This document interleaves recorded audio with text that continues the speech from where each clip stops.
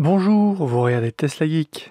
Highland, c'est le nom de code du projet de mise à jour de la Tesla Model 3. Si quand le nom de code a été révélé par Reuters il y a quelques mois, l'échéance donnée était pour la fin d'année 2023, le planning du projet semble s'accélérer si on en croit les exemplaires camouflés qui sont aperçus ici et là en Californie, laissant petit à petit fuiter quelques nouveautés. On fait le point sur ce projet, mais aussi sur les dernières infos du Hardware 4 que l'on doit à Teslascope, et on terminera avec une grosse annonce d'Elon Musk pour la journée des investisseurs. Rendez-vous juste après le jingle.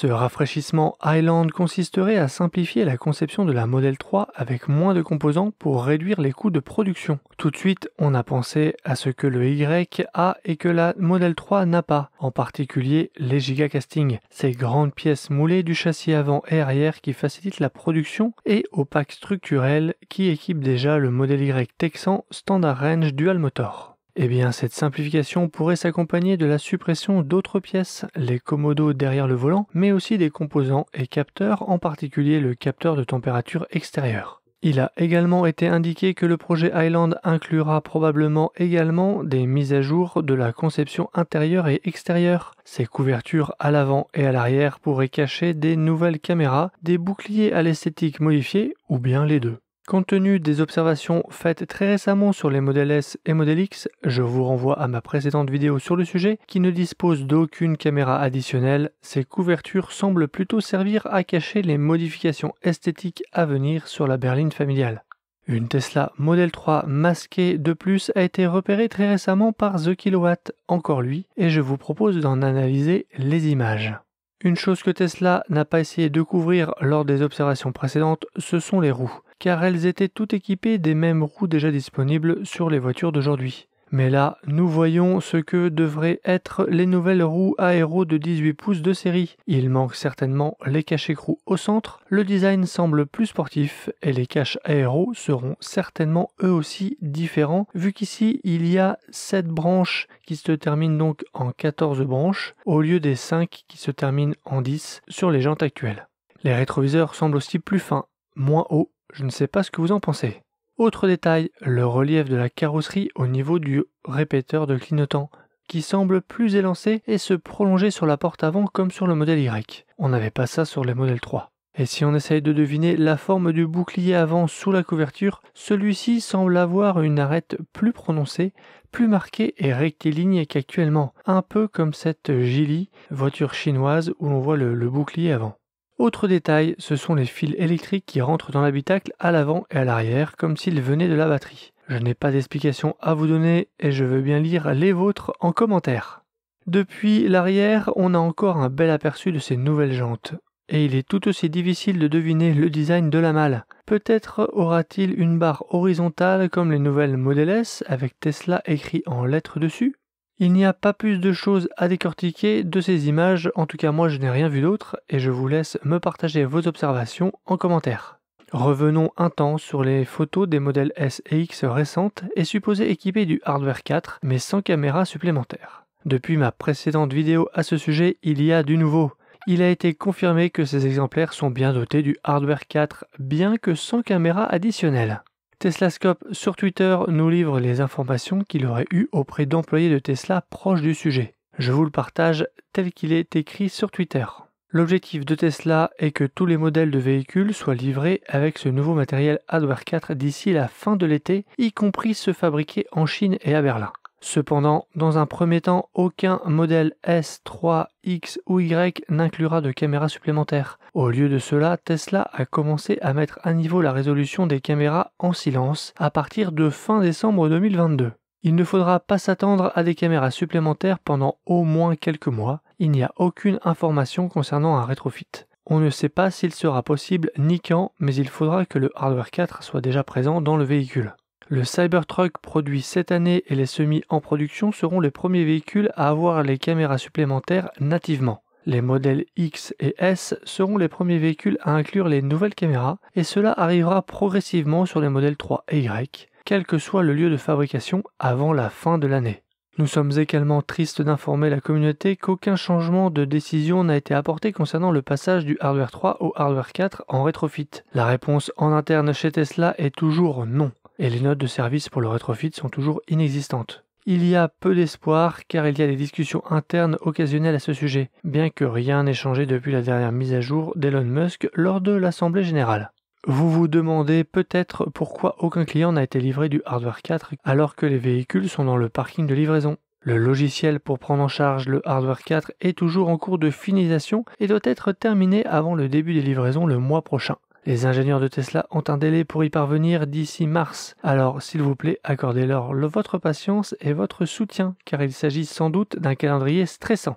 Enfin, Teslascope continue. Nous avons été rassurés que Tesla ait conscience des frustrations des clients concernant les fonctionnalités d'autonomie manquantes telles que l'autopark pour les véhicules sans ultrasons.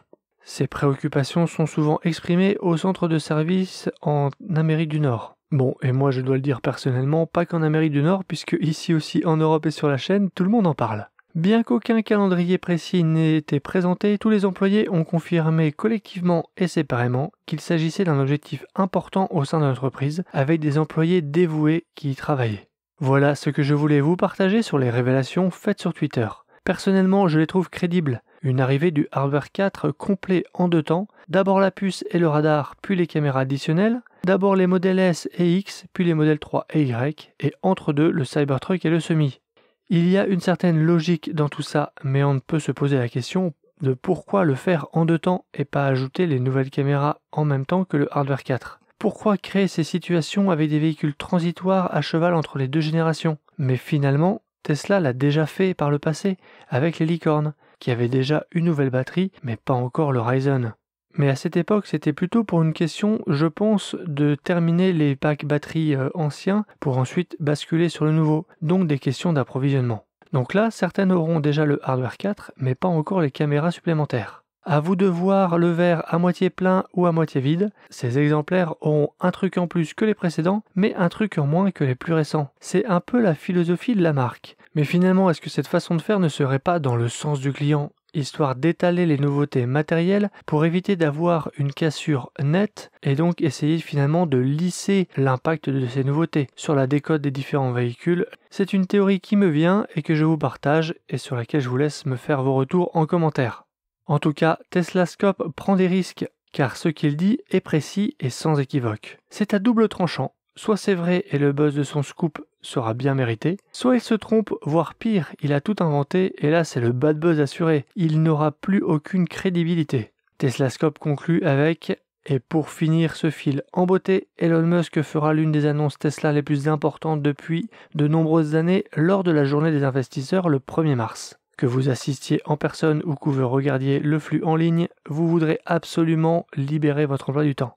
Là, Teslascope y va très fort. Alors, de quoi pourrait-il s'agir? La révélation du Refresh Island de la Model 3? Une démo du Tesla Bot? Une présentation de la version finale du Cybertruck? Des nouvelles spécifications et un calendrier pour le Roadster 2? Ou encore une présentation du futur modèle abordable de la marque, aussi connu sous le nom de Compact? Quels sont vos pronostics?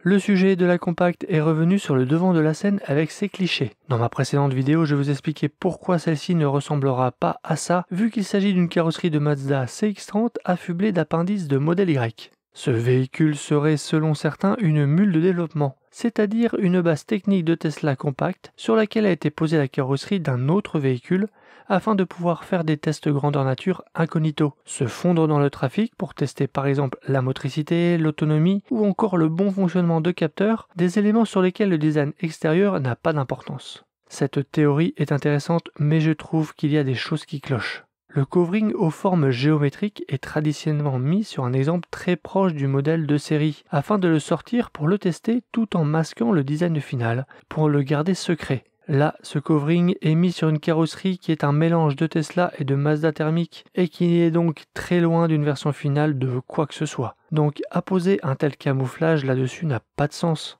Ensuite, si c'est bien une mule, elle est censée être discrète, ne pas attirer l'attention. Ça aurait été le cas si la carrosserie Mazda avait été complète et sans covering. Là, en greffant des appendices Tesla, il est clair que c'est fait pour qu'on pense que c'est une Tesla. Tesla aurait très bien pu faire une mule de sa nouvelle plateforme en la glissant dans une carrosserie de modèle 3 ou modèle Y modifié.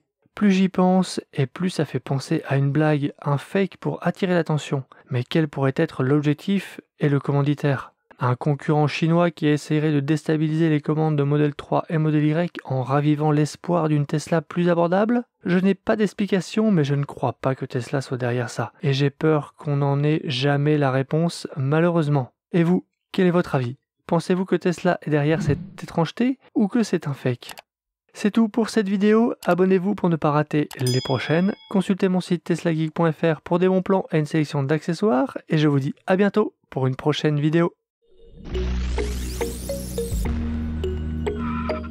Si tu as aimé cette vidéo ou que tu veux soutenir la chaîne, mets un like. Tu peux t'abonner pour recevoir les notifications de mes prochaines vidéos et aider la chaîne à être mieux référencée. N'hésite pas à donner ton avis en commentaire. À bientôt!